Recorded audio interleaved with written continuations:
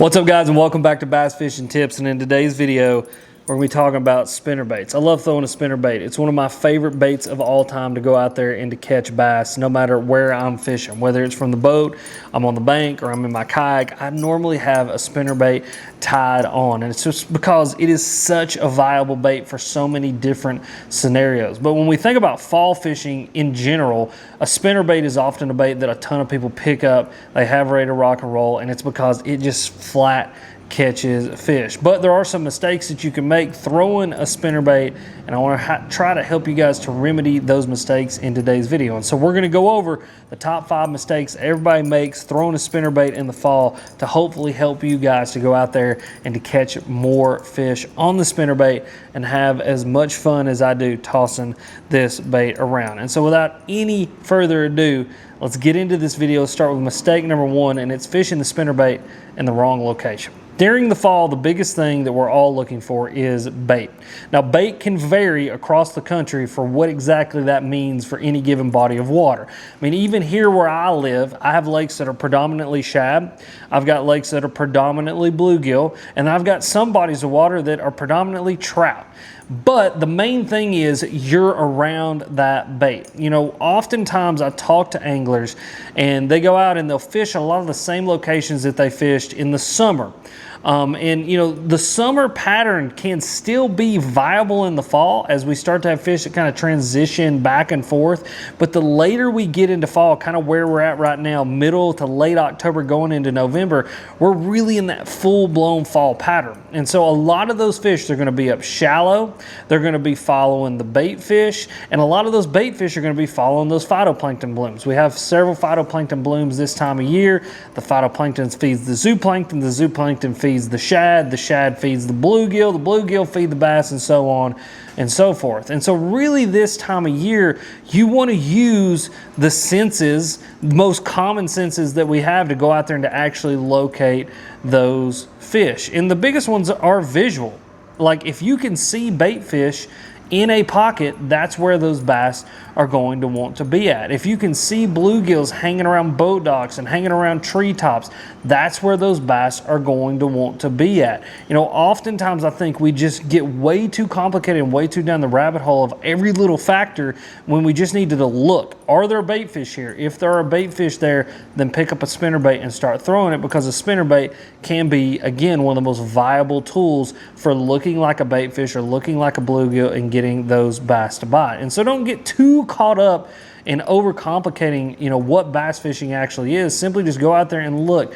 Do I see bait fish here? Then most likely that is an area that you're going to want to fish. And that really applies for any bait this time of year, but especially for a spinnerbait. A lot of the times I love to find those bait fish that are a little bit higher in the column, those bluegill that are sitting higher up in the column, kind of soaking in that sun or maybe getting pushed into an area by some wind. And that's where I want to go pick up that spinnerbait, and that's where I want to throw it, because oftentimes that's where those bass are going to want to be at. Now, mistake number 2 is avoiding the wind. So many people hate the wind when it comes to bass fishing, which is hilarious to me because wind is your friend when it comes to bass fishing. I love the wind. Wind creates current, and oftentimes current is going to orient bass to different areas of the lake, different pieces of cover and structure and different things like that. But the number one thing that it does, going back to our bait fish that we were talking about just a few minutes ago, is oftentimes smaller bodied fish, things like your threadfins and your gizzards and even bluegills. They have a hard time fighting current. And so what they'll do is they'll simply ride that current, and they will stop wherever that current stops at. And so a lot of the times this time of year, what you'll see is you'll see these bait fish that move up shallow. They come up to eat that phytoplankton, that zooplankton, and kind of come after that bloom and that, you know, growth that's happening. And then the wind will pick up. And when the wind picks up, they're already high in the column. That surface water is going to be the first water that gets up and kind of moves a little bit. And they'll just ride that current, and it'll push them into a pocket or into a bay or onto a flat or onto some sort of piece of cover or structure or area of the lake. And then that's where those fish just kind of end up being. And by that happening, obviously bass follow them right in there. And that only happens because of the wind. I mean, right now the wind is blowing. Today would actually be a perfect day to be out on the water throwing a spinnerbait. Unfortunately, the truck's in the shop, but we're getting it fixed. But it's just one of those things that don't avoid the wind. You know, if you're standing in an area and you got wind hitting you in the face, most likely the area that you're in is going to be an area that just naturally has more phytoplankton, more zooplankton, more bait fish, more bluegill, more bass activity. And then you can kind of go back to what we said in tip number one, or mistake number one, which is not fishing the right area and using your eyes. Can you see those bait fish in there? Can you see those bluegill in there? Can you just see that turbulence and that movement in the water? Oftentimes that's what those bass are going to want, because that's what kind of moves those bait fish in there. Another thing the wind does is break up the surface tension. I can't tell you how many times as a bass angler, and probably you as well, super clear water, super clear sunny day, we're just not getting bites, then the wind picks up and the bass start biting. And that's oftentimes a couple of reasons. Number one, if a bass can see you, oftentimes it's not going to bite. Unless we're talking about like a bed fishing scenario where, you know, you've got a bass locked on a bed and you're simply agitating it to bite on that bed. If a bass sees you and makes visual like contact with you, it's done. It's not going to eat. And so when that surface tension gets broken up, those bass can't see you as well. And so especially as like a bank angler or a pond angler, having that surface tension broke up by that wind is going to help you to kind of stay camouflaged and not let the bass see you. The second thing that it's going to do is it just breaks up the ability for those bait fish to really see those bass as well. Now, once you go into the water, it's a completely different environment, right? The surface tension doesn't break underneath the water, but because of that turbulence and because of that movement, you know, bait fish will often start to focus more on trying to, you know, resist the wind, fight against the wind, and as much as they don't think, the instinctual brain kind of flips off, you know, self-preservation flips into more like self-preservation away from the wind and not exactly a predator, and bass use that to their advantage. They use that wind as an, you know, an opportunity to ambush and to push bait fish around and to feed, and it's oftentimes have to do with the fact that just simply those bait fish start moving. When those bait fish start moving, the bass start moving, and everything just kind of starts to come to life, and those bass start to eat those bait fish. Now, mistake number three has everything to do with your blade combo. I think a lot of people don't understand what exactly blades do on a spinnerbait or what exactly they're meant to achieve. You know, so often you walk into a tackle store and I mean, there's 10 billion spinnerbaits in there. I mean, you guys can see my box full of spinnerbaits here. And if we just, you know, whip out you know, one of the spinnerbaits that I have here that has a double blade combination on it, you guys are going to see here. So this is a Colorado and a willow leaf combo. Obviously the willow leaf being the bigger one here, that's a willow leaf, and then that being your Colorado. Now your willow leaf is still going to have thump, but it's not going to have as much thump. It's going to have just a little bit better hydrodynamics. It's going to be able to turn a lot smoother, and you're just not going to get as much resistance out of that blade. Whereas your Colorado, that's your thumping blade. That's the one that's going to create the most thump, the most drag in the water, and really put the most noise and kind of vibration out into the water.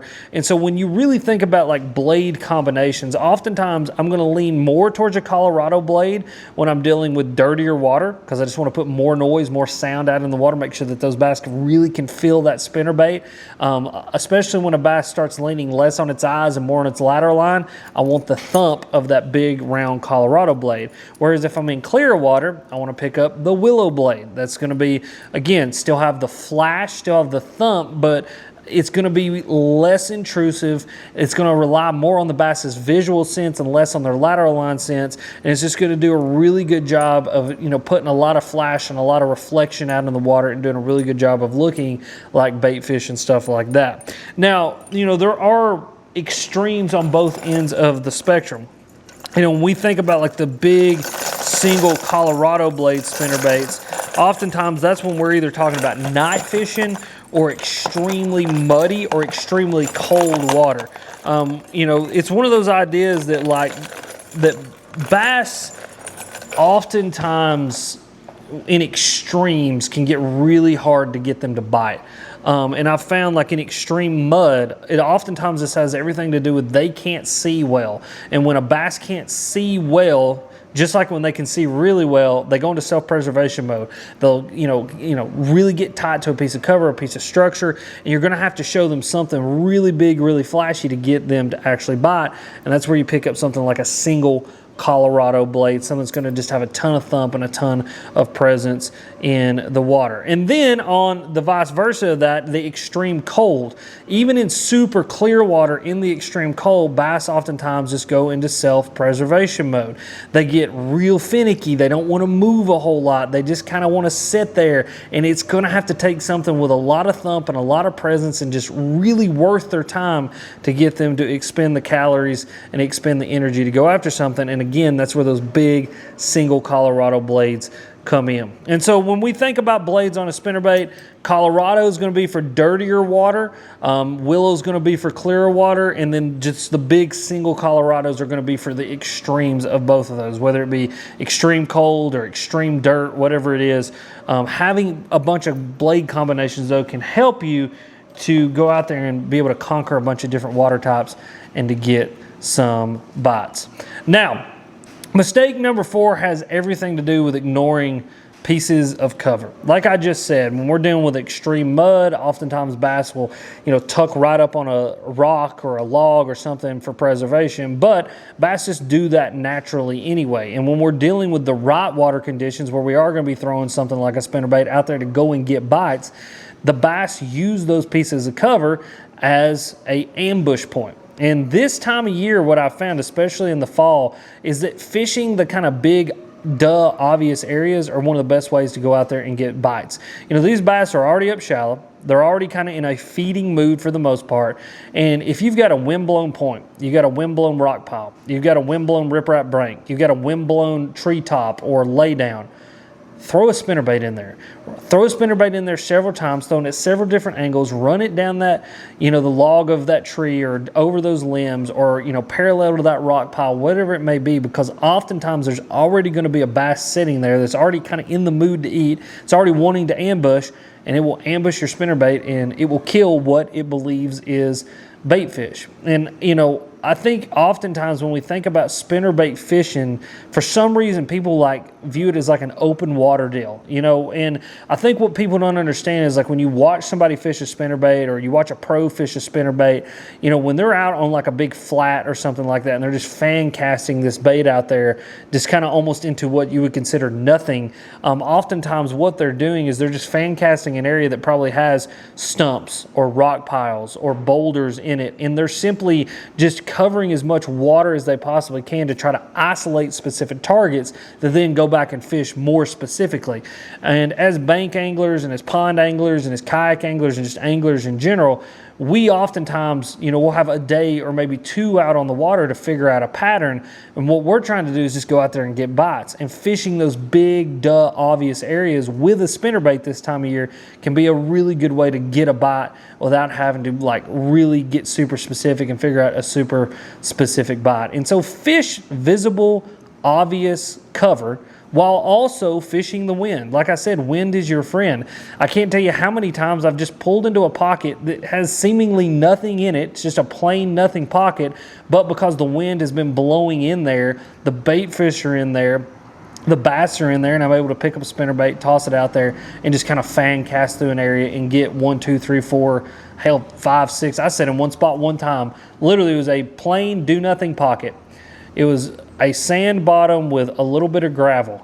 And there was probably 15 bass schooled up in this one pocket just because their wind had been blowing into this pocket all day long and all night long, and the bass were just living there munching on bait fish. And when I threw that spinnerbait in there, they took full advantage of that. And so just fish the big, obvious things. Wherever the wind's blowing into or whatever the wind's blowing onto, that's where those bass are going to want to be, and it's where you oftentimes can go and get a bunch of bites. And I guess a sub piece of advice to this is just keep it simple, stupid. The kiss method. So many times in bass fishing, we just rely on the kiss method. We're going to be able to put bass into the boat, the bank, or the kayak. And when we overthink it, we just overcomplicate things and we don't catch bass. All right, mistake number 5 is going to be not matching the forage. Now, I think this is super duper important because oftentimes when we think about fall spinnerbait fishing, and I bet if you Googled, which you probably Googled and found this video or YouTubed and found this video, You type in fall spinnerbait fishing. It's going to be some dude with stickers on a jersey, and he's going to be telling you all about shad. And I've been talking a lot about shad today too, because that's oftentimes what a lot of our lakes have in them and what I'm kind of imitating. But people oftentimes overlook the fact that a spinnerbait can come in a variety of blade combinations as well as a variety of colors and do a really good job of mimicking a variety of different things. And so as you guys can see here, this is just like a basic shad profile. When we think about spinnerbait fishing, we think about shad. We think this does a really good job of imitating shad, and it really, really does, especially with the Willow Colorado blade combination. We got the shad color skirt with the tinsel in it. I mean, it's just a ball of shad, or maybe one or two shad together. That's what that spinnerbait is supposed to look like. But especially when it comes to ponds or bodies of water that may have bluegill or perch or some other sort of bait fish in it, there are other blade and skirt combinations that can really do a better job of mimicking them.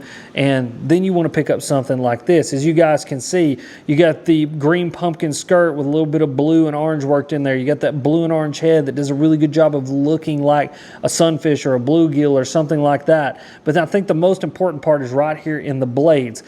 Oftentimes when I'm fishing around bluegill or I'm fishing around perch, I'm going to be fishing gold and copper color blades, and oftentimes I'm going to have some sort of green pumpkin or black kicker blade on that spinnerbait. I want one that flashes and one that's more kind of dull monotone that's simply there for the noise. This little spinnerbait right here, this is a little 3/8 ounce power blade spinnerbait by Berkley in this bluegill color, is an absolute pond smashing machine. And because it does a really good job of looking like little bluegill, or maybe a little pod of bluegill, or maybe an individual bluegill. But the big thing being that gold blade. I think golds, coppers, green pumpkins, when we're dealing with clear water, when we're dealing with ponds that are full of bluegill and other sorts of perch and panfish and things like that, having that green pumpkin combination like that can be the difference between getting bites and not. And it's not to say that they won't eat a shad color bait. People ask me all the time, Alex, I don't have any shad, I don't have any trout, I don't have XYZ, but I picked this bait up that looks like one of those things. Will bass still bite it? Absolutely they will. I don't think a bass in its brain sits there and goes, well, that's a shad, Tony. There's no shad in this lake. Let's not eat that. That's not how their brain works. But I think when we do a really good job of matching the hatch, especially on super pressure bodies of water, that something like that green pumpkin can reign supreme over something like your shad colors. Now, another color combination that I think everybody overlooks is a straight chartreuse. And I'm going to pick this straight chartreuse up because it also leads me into another color combo or things that I love in a spinnerbait, and that is painted blades. When it comes to super duper muddy water or overcast and cloudy days, I love a painted blade spinnerbait in some solid color. Now, for me, the straight chartreuse is one of my favorites. And I know that's gaudy, it's really bright. You think, Alex, that only works in super duper dirty water, and it will work in super duper dirty water, but you would be amazed how well this combination does on cloudy, overcast days when you just have no light penetration. It almost glows in the water. It has almost like an iridescence to it. It just pops.